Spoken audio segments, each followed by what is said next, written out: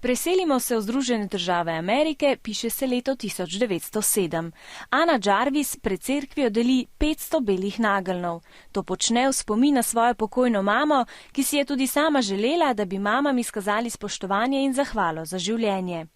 Ko Ana vidi, da je v ZDA veliko otrok, ki se grdo obnašajo do svojih staršev, se odloči in piše politikom, naj zakonijo poseben praznik za mame. Leta 1914 ameriški predsednik Woodrow Wilson podpiše zakon, katerem določi, da bodo vsako drugo nedeljo v maju praznovali materinski dan kot državni praznik, v čast materam, ki so v prvi svetovni vojni izgubile svoje sinove. A po nekaj letih Ana ugotovi, da je to postal samo dan za velike zaslužke trgovcev, ne pa resnično dan, ko bi mamam izkazali spoštovanje.